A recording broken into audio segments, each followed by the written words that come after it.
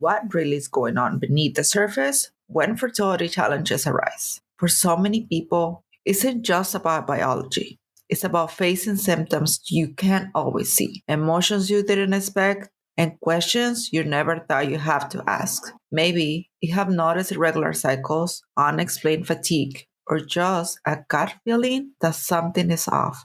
You might wonder, is this normal? Should I wait? Or is it time to get help? But then the doubt creeps in. Maybe I'm overreacting. Isn't this just part of getting older? What if the process is too expensive or I'm not ready for all those appointments? Will anyone understand what I'm really going through? You're not alone in these thoughts. In today's episode, we break through confusion and all the stigma.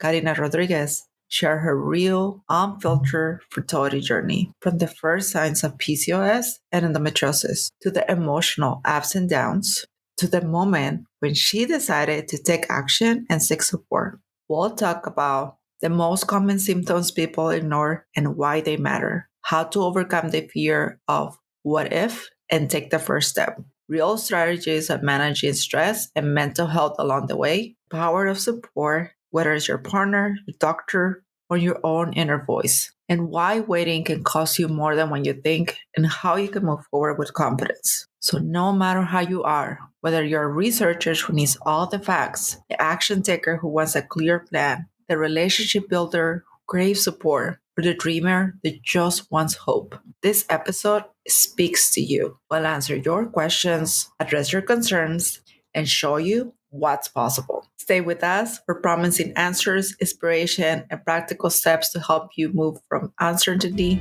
to action. Welcome to Fertility and Wholeness Podcast. Are you tired of seeing that test be negative month after month? Will you ever stop having to take test after test?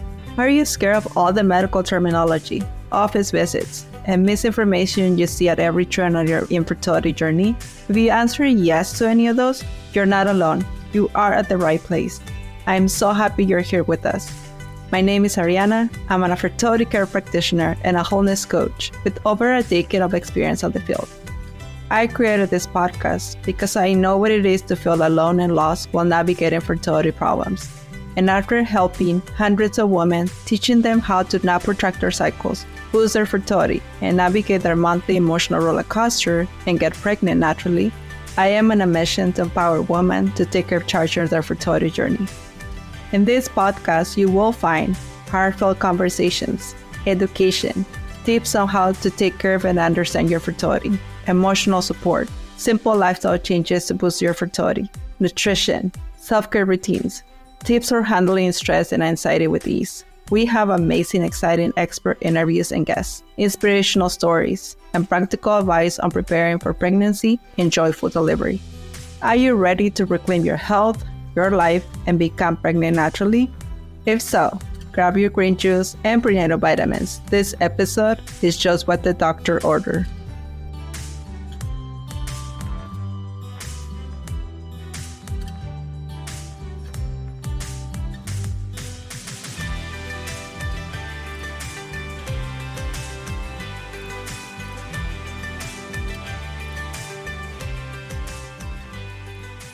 Hello and welcome to Fertility and Wholeness Podcast. I'm your host, Ariana, and today on the show, what's really going on beneath the surface when fertility challenges arise and how can you take control of your journey? We'll get to the heart of it. Karina, I'm so happy to have you here. It is an honor for me to journey with you. So since it's Fertility Awareness Week, we want to talk about different journeys. So can you please introduce yourself and share a little bit about where are you in the fertility journey right now? Hi, my name is Karina Rodriguez. I am currently, I want to say like in the peak of my fertility journey. It's been a lot. It's been a long journey. It's definitely has been something that has, as a woman, like I've grown with this. You know, back then I didn't know what this was. I didn't know why my body was changing. I didn't know why I felt some type of way right around my menstrual cycles. But now that I'm in this journey, I'm able to know my body very well compared to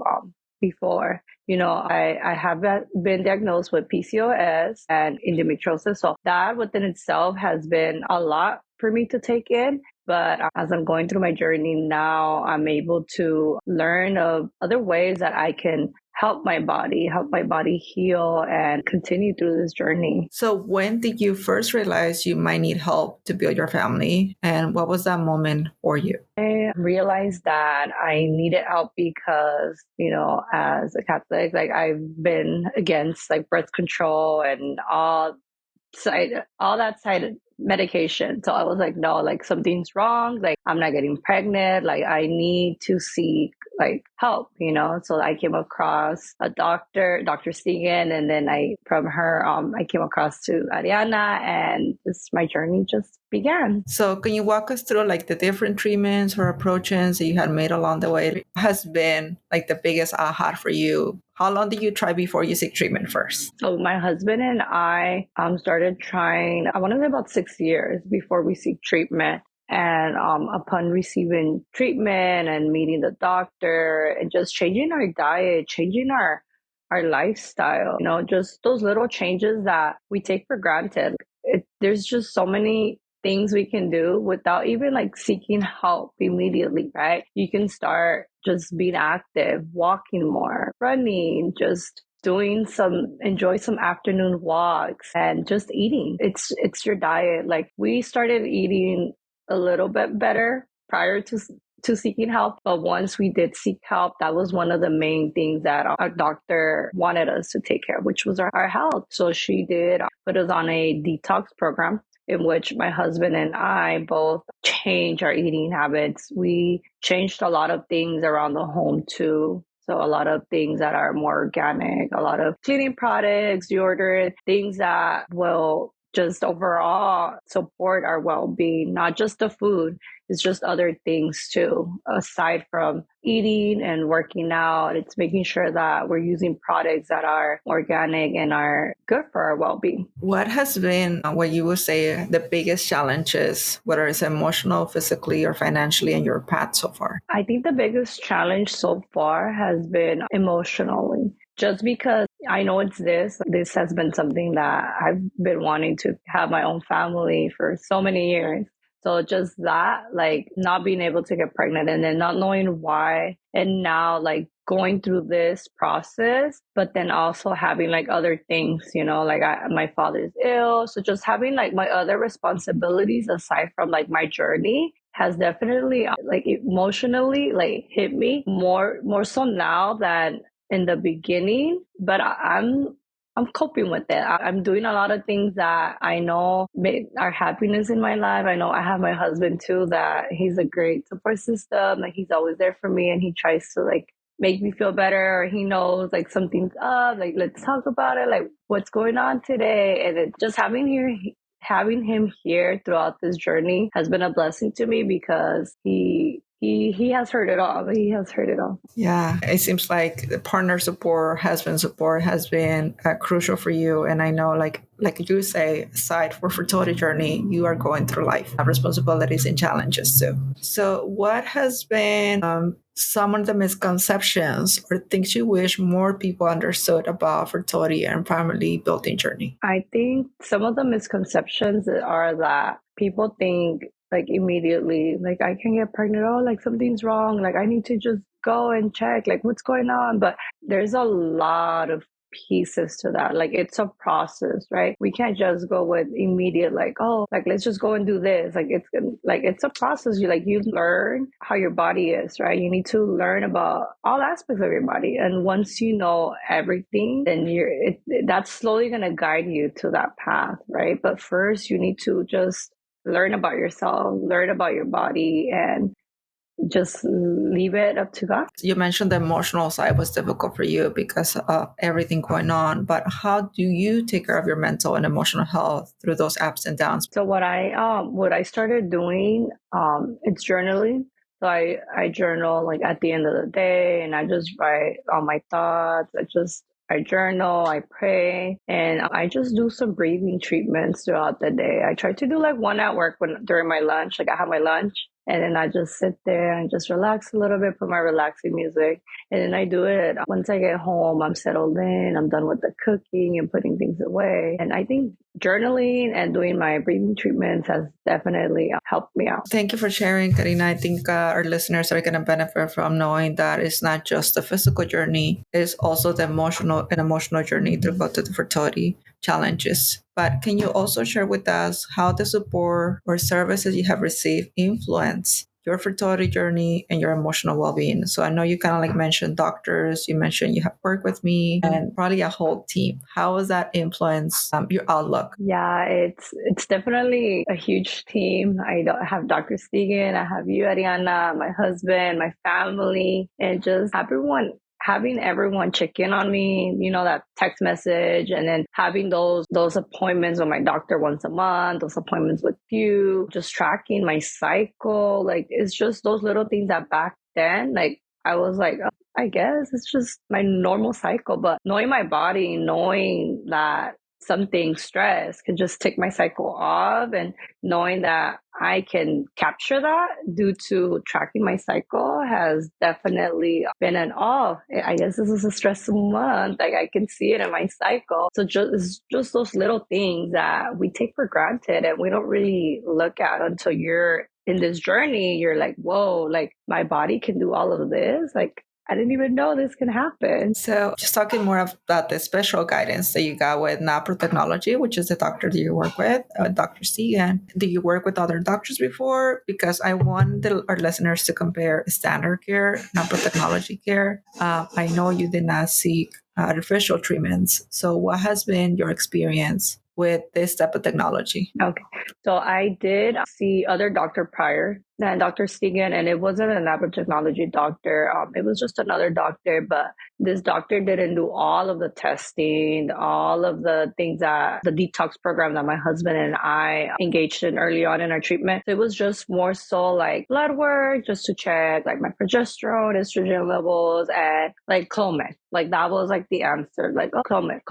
But it wasn't like, okay, what's wrong with me? Can I do any additional testing? Like, it was like, there was no answer. Like, we did not have an answer. And then that's when COVID hit. So we just stopped. We're like, we're just going to put this to the side. Like, we're not going to worry about this. Like, we're just going to give it up to God. Like, it's going to be in God's timing.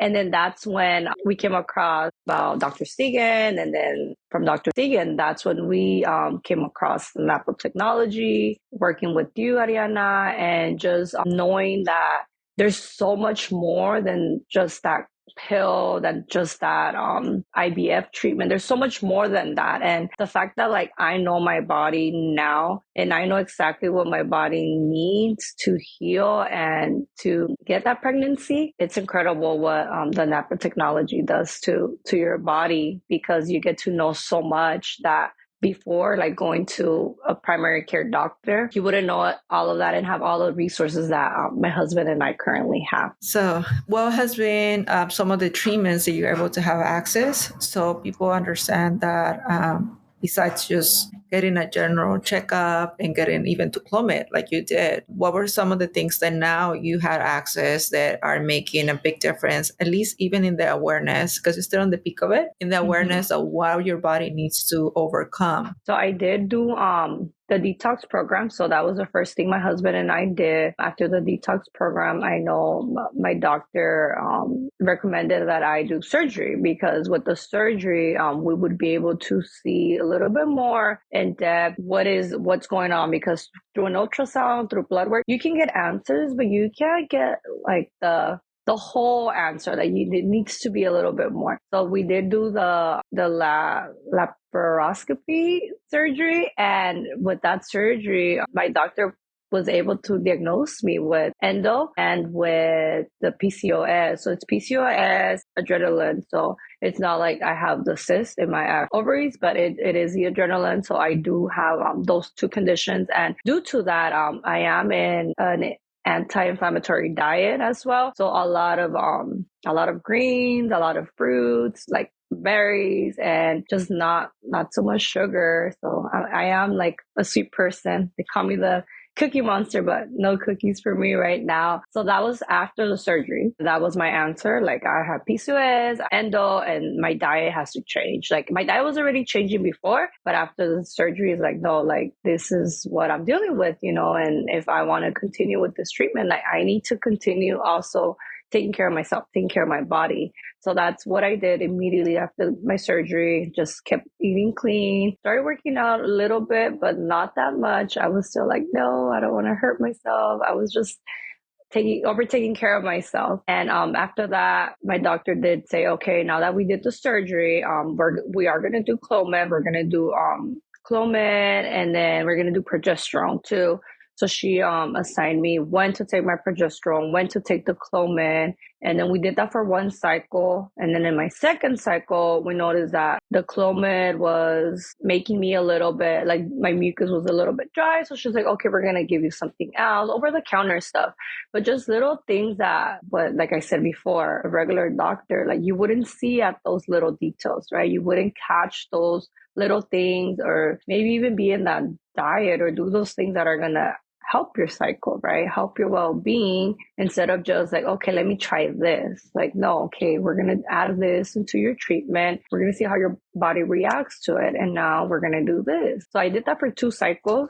And then my third cycle, the one I'm currently on right now, I'm doing the Clomid again, and then the progesterone. But this time around, we added steroids. So I'm doing that. That's something new. I don't know how my body, I think it's reacting well. I haven't had any side effects, but we'll see. That's where I am in my journey as of right now. So you did mention earlier that tracking your cycle has been a huge eye opener for you. Can you share a little bit more of what that looks like? And for other women that might have not done it, that may be doing LH strips or urine tests, or just like tracking their cycle with their app. How is this different from all of those things? So this is different from tracking your cycle, from all of those things, because yes, you do have the paper and you do have the pen and the stickers, but it just makes it easy. Like, you just check at the end of the day. That's it. And you have it right by your bed. And then you just put that sticker. You just, you write in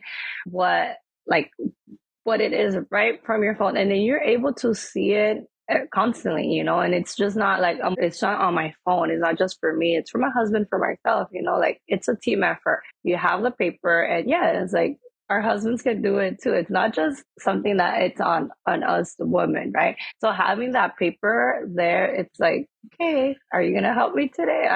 It's not even about asking him to do it. Like, he already knows I'm going to do it, because it's a team effort. So that, just learning about my body through my tracking, has been like very eye-opening, because I've never been like in a regular cycle, but through tracking and just seeing like my monthly and like every day, I can catch when either I'm stressed or this cycle is not so well because I'm stressed, because I see here this happened around this time of the month. So then that's why this looks like this time of the month. So just having that like in front of me and being able to see, oh, this month this happened, or I was sick, so then I'm seeking a second peak due to this. So that has definitely has helped me understand more about what my cycle looks like, just from the beginning, just knowing like, okay, if something was off, then I know it's going to look a little bit wonky throughout the month. So yeah, it's definitely been, it's been a great resource to have. And I feel very grateful to have worked with Ariana and continue to working with her with tracking my cycle, and then just seeing those patterns, like what something was off, like why do you think you have that second peak? Well, I think it was my stress. So just talking about of the ways that we can help myself and just cope with whatever I'm going through aside from my journey, has definitely shown in my tracking that there's progress and I'm making progress. Are you feeling overwhelmed by all the fertility information out there? You're not alone. Each month, I offer a free introductory session where you can ask questions, get clarity, and take the first step towards understanding your unique path. Sometimes just having someone listen can make all the difference. And if you're ready for a fresh start, join us this month to see what's possible. The link is going to be in the show notes. I hope to see you there. And you kind of like mentioned that your husband has been crucial in this journey. What are the things that your husband does besides like helping you track or being in the detox with you that Uh-huh. you think has been like my husband has, for example, come to my sessions, understands how to talk to the doctor. The doctor and him have also a relationship, not just you with the doctor. What has been those things that you have noticed that your husband is actually fully involved? So yes, like you mentioned it before, my husband does go to my appointments. I think he missed like one, and he was like, "Oh, I can't go," but he goes to most of my appointments, all of my appointments. So he's very involved. I know the day of my surgery, he was very worried because it was pretty long. They did say it was going to be like 4 hours, but then it turned out to be six. So he was like, "What's going on? Like, I'm not getting answers." So he did reach out to them, and they're like, "The doctor's going to speak to you shortly after." And yeah, like he has built a relationship with her. So at times when I am busy at work and I need to schedule an appointment, like he calls the office, like, "Karina's busy right now, but can I schedule her appointment for this day for her peak 10?" They're like, "Yeah, of course." So he goes out of his way to like schedule my appointment, and like he has built a relationship with like our doctor and the team in the office, so like they already know him. Like he's just very open, and he knows that, it's not just his journey, it's not just about me, but it's about us. Like we're a family and we're going through this journey together. So yes, being open to making appointments. Another one, joining the sessions with Ariana, being part of this. And that has definitely shown me that it's not just about me, it's about both of us. And he's very involved in that. I'm very grateful to have him in my life and be a part of this journey with me. Looking back in those like 6 years or 5 years before you got to that doctor, were there any signs that you thought maybe it's not going to be as easy for me? Because a lot of women are like, maybe just wait another year, maybe I'll wait another 6 months. Were there any signs or any advice you will give to that woman that is still like considering like, yes, I want to, but I'm not like ready to commit to that level? I think I did have signs. Like I did know something was off. Like with my menstrual cycle, I did know like it wasn't normal to have those like heavy, painful periods. I knew something was wrong, but not that I didn't want to accept it. But I feel like I was like, I'm not ready. Like I'm just gonna wait a little bit. But now looking now 7 years later to where we are in our journey and everything that I've learned about myself, about my body, I think if you have that like slight feeling like something's off, like go for it, don't wait. Like I think it's something that it's so important. Like our body's so important for us, just being healthy and feeling well. Getting those painful periods and just not knowing why for so many years was not that wasn't easy itself. So I think like now knowing that, whoa, like I know what's wrong. I know what I can do to help myself. And I know that this, and this has helped me, has been a blessing in my life. So, yes, if you feel that something's off, if you have that slight feeling, like, don't wait. I'm like, don't wait. Like, go for it. It's very important. Like I've said, not just because we want to build a family, we want to create this home with our children. It's more so like you also want to know about yourself. You want to know like what can you do to help yourself if you're going through what I went through with those painful periods without knowing what, taking over the counter because that's all you can take, or try to do teas, but you still have those heavy periods, you still have that pain. Like there might be something else. I do suggest that you look into it immediately and you don't wait as much as I did, because now I am in a better place. I'm not getting those painful periods, but I kind of wish I wouldn't have waited so long like I did. So I'm so glad that you shared that with us because a lot of us we just think I just wait a little longer, right? I'm not Mm-hmm. in a hurry, but in fact your health is suffering while you're waiting. And like Mm-hmm. you're saying, you're experiencing already some of those struggles with painful periods and whatnot. What advice would you give to someone that feels alone or overwhelmed? Because I know overwhelmed will be something the woman experience, or even like the feeling that like the clock is ticking. So what advice will you give? Is it something that you have encountered yourself? I have encountered like being overwhelmed. I am a teacher, so I have a very busy life aside from being at work and having 22 children every day, coming home, my husband and just family life. At times it can get overwhelmed. You have all these vitamins to take, you have this test to get done, and it has to be in a timely manner. It has to be this day, the specific time, so just making sure that, okay, I have to get all of this done, but I can't overthink it. Being overwhelmed or overthinking this is not going to get me anywhere. I'm only going to stress myself even more. So just taking that step back and saying, okay, I'm going to get things done, but it's just, I'm not going to overthink. I used to be an overthinker and I always wanted to get everything done. And my husband's like, you're not always going to be able to get everything done. I'm like, but why? He's like, just create a schedule. And he's like, you're going to do this during this time. I'm like, okay. And that has helped me. That has helped me a lot. I'm like, okay, today, this is what I'm going to get done. If it doesn't get done, then I'm going to leave it for the next day. So just creating a schedule for myself and, okay, this has to get done today because this is like, I need to get this done for my doctor, I need to get this done. But just other things aside from like my treatment, okay, this can wait. Like I'm not going to overthink about it. And nothing's going to happen if I just put it for the next day.